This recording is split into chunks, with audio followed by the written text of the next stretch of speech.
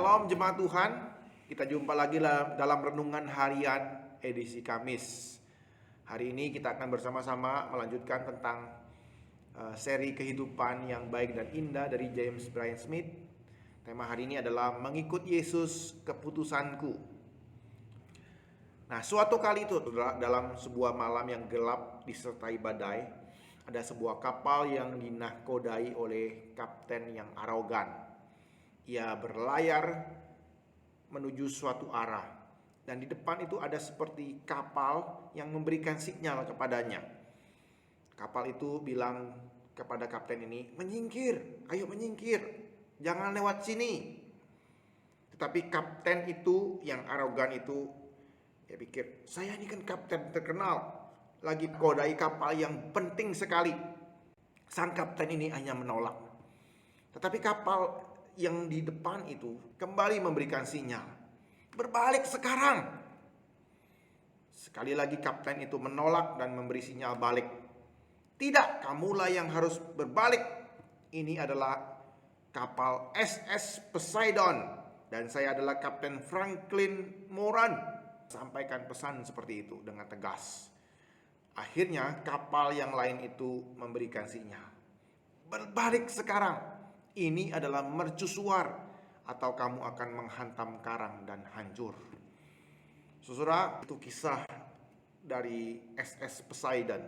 Saudara, kita tentu bisa hidup sesuai dengan apa yang kita mau. Sama seperti sang kapten. Sama seperti sang kapten, ia bisa berjalan sesuai dengan kehendaknya. Tapi sayangnya sang kapten ini dengan kapalnya tidak kebal terhadap batu karang yang ada di mercusuar itu. Saudara, begitu pula dengan kehidupan kita. Kita bisa saja bertindak sesuai dengan keinginan kita, rencana kita, semau kita. Tapi apakah kita mau membentur karang dan hancur dalam kehidupan ini? Kadang kita mengabaikan peringatan dari sang mercusuar kehidupan.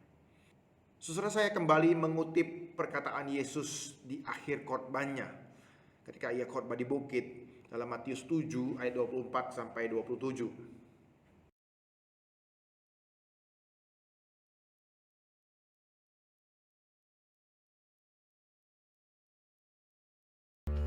Setiap orang yang mendengar perkataanku ini dan melakukannya, ia sama dengan orang yang bijaksana, yang mendirikan rumahnya di atas batu. Kemudian turunlah hujan, dan datanglah banjir.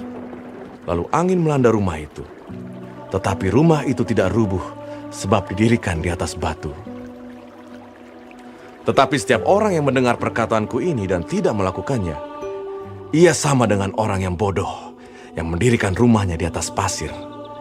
Kemudian turunlah hujan dan datanglah banjir, lalu angin melanda rumah itu, sehingga rubuhlah rumah itu, dan hebatlah kerusakannya. Ketika kita membaca khotbah di bukit, enggak saudara, sebenarnya Yesus sedang menyampaikan kebenaran mengenai realitas kehidupan. Pengajarannya adalah sebuah kebenaran dan jalan menuju kehidupan yang baik dan indah. Salah satu contoh pengajaran Yesus di bukit adalah tentang kekhawatiran. Yesus mengajarkan kita supaya kita enggak khawatir. Bukan karena khawatir itu bikin kita sakit lambung, asam lambung naik. Bukan seperti itu tujuannya. Melainkan karena mereka yang bersama-samanya tidak perlu khawatir lagi dalam kerajaan Allah. Kekhawatiran itu hanya akan membuang waktu hidup orang-orang percaya. Saudara, inilah yang dimaksudkan Tuhan Yesus, bahwa pengajaran-pengajaran yang ia berikan adalah kebenaran, realitas kehidupan umat manusia. Ketika kita melakukannya, itulah yang benar. Kita tidak dapat menemukan kebahagiaan ataupun sukacita yang terpisah dari hidup yang taat dengan pengajaran Tuhan Yesus. C.S. Lewis mengatakan sebuah kesimpulan mengenai hal ini. Allah tidak dapat memberikan kebahagiaan kepada kita terpisah dari kehidupan yang di luar Dia. Di luar Tuhan gak ada kehidupan yang bahagia dan aman, damai. Gak ada. Allah bukannya sedang pelit ataupun sentimen kepada manusia, tidak memberikan kebahagiaan ataupun kedamaian. Karena memang tidak ada kebahagiaan di luar dirinya.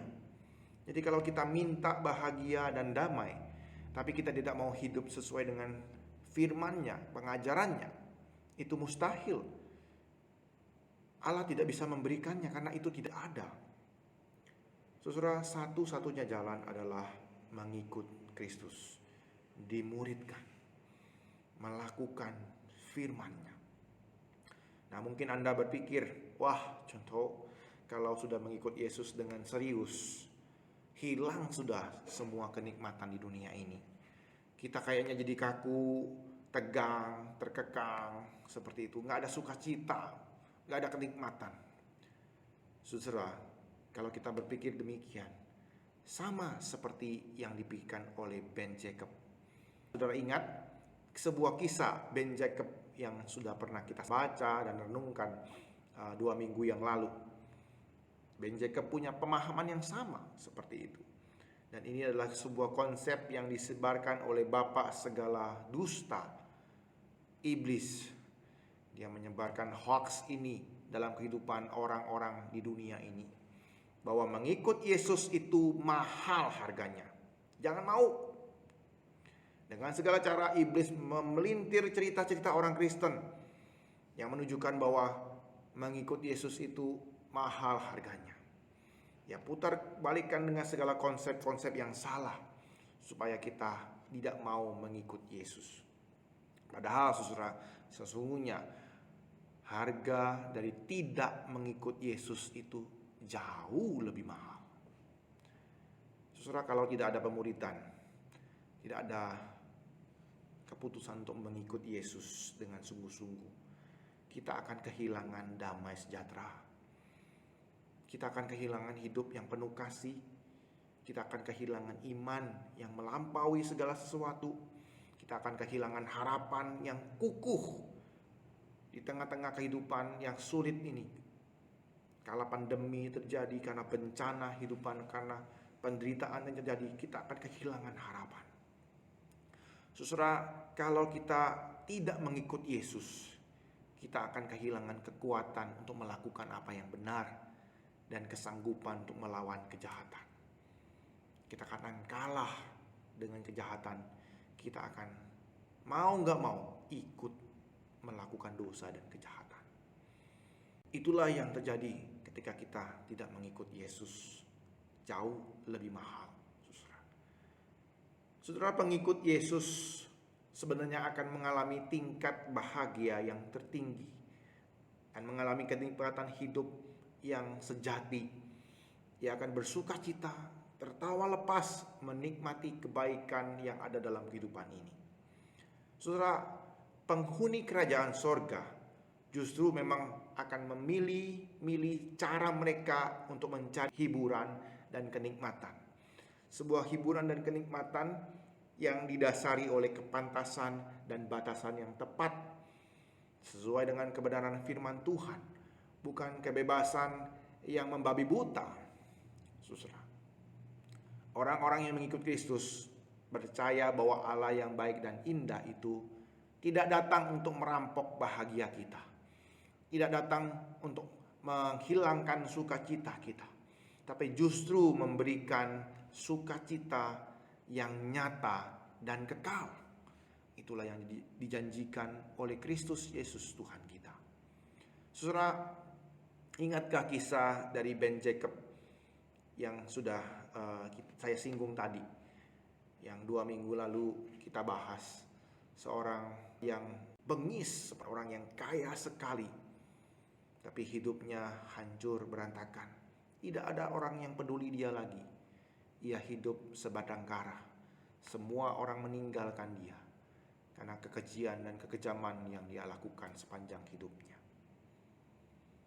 Tapi Ben akhirnya bertemu dengan Smith ini yang membawa dia kepada pribadi Yesus Kristus. Memang Ben tahu Yesus adalah pribadi yang luar biasa, tapi ia merasa sudah terlambat. Ia berkata kepada Smith, "Saya ini sudah 75 tahun dan kehidupanku sudah hancur berantakan. Aku tidak mungkin diampuni lagi." Dari momen itulah Smith mulai menceritakan tentang pengampunan Yesus Kristus yang sanggup mengampuni dosa manusia, yang sanggup memulihkan kehidupan manusia, bahkan sehancur-hancurnya. Setiap hari sebelum musim panas berakhir, mereka selalu bertemu. Dan setiap pertemuan yang dialami itu selalu terjadi sukacita. Dan Ben Jacob ini menikmati pengampunan Allah. Hanya ia memutuskan untuk mengikut Yesus sepanjang hidupnya. Setelah itu Ben dan Smith berpisah, menyelesaikan pelayanannya di rumah pensiun itu. Dan akhirnya Smith mendapatkan kabar terakhir tentang Ben ini lewat surat yang dituliskan oleh putri dari Ben ini. Ia menuliskan demikian: "Kami telah berdamai dan ayah memiliki iman keselamatan. Ia meninggal di usia 88 tahun dalam kedamaian yang sejati." Demikian tulis dari putrinya. Saudara, Ben menjadi pribadi yang berubah. Ia menghabiskan 1 dekade hidupnya, sisa hidupnya yang belasan tahun itu, dalam ketaatan kepada Allah dan kecintaan kepada Allah. Allah memulihkan kehidupannya dan ia mengalami kehidupan yang baik dan indah. Saudara, ketika kita merenungkan kisah Ben ini, kita diingatkan bahwa kita perlu berubah hari demi hari, berubah ke arah Kristus Yesus Tuhan kita, Guru Agung kita, Tuhan dan Juru Selamat kita. Saudara, memang masa lalu kita tidak bisa ubah. Tetapi masa depan itu sama seperti semen basah yang masih bisa dibentuk dan lembut. Hidup kita sama seperti itu. Masih bisa dipengaruhi dengan apa yang kita bisa lakukan. Setiap kita memiliki kesempatan yang sama untuk mengubah kehidupan kita ini. Untuk mengubah pikiran kita, hati kita, dan sikap kita, serta mengikut sang pengajar terbijak dan penuh kasih yang pernah ada di dunia ini, Yesus Kristus dari Nazaret. Nah, setiap hari Yesus berkata kepada kita, "Datanglah, ikutlah aku." Dan jikalau kita berkata ya, maka kita bisa yakinkan kehidupan kita ini bahwa kita menjalani kehidupan yang baik dan indah. Kehidupan yang terus memancarkan terang dan menggaungkan bunyi yang indah bagi dunia ini, dan menjadi berkat bagi banyak orang. Itulah kehidupan yang baik dan indah yang dijanjikan, dicontohkan oleh Yesus Kristus Tuhan kita. Ia mau kita hidup seperti Dia. Kiranya Tuhan boleh menolong kita dan memberikan kita kekuatan, komitmen untuk mengikut Yesus. Mengikut Yesus keputusanku. Aku tidak akan pilih jalan yang lain. Dan kita bersama-sama berdoa. Tuhan, kami bersyukur buat kebenaran firman-Mu yang telah Engkau berikan. Engkau menawarkan kepada kami kehidupan yang baik dan indah lewat jalan dari Engkau sendiri, Tuhan. Pengajaran-pengajaran-Mu boleh Engkau berikan kepada kami, Engkau wahyukan kepada kami lewat firman-Mu Alkitab. Itu suatu anugerah yang indah, yang menolong kami mengerti apa yang kami harus lakukan dalam kehidupan ini. Dan kami bisa menikmati kehidupan yang baik dan indah, yang kekal dan yang sejati. Terima kasih Tuhan Yesus buat firman-Mu. Tolong kami boleh melakukannya, Tuhan. Kami mau ikut Engkau sungguh-sungguh, Tuhan. Dan kami mau menjadi murid Engkau yang sejati. Tolong kami, Tuhan. Mampukan kami.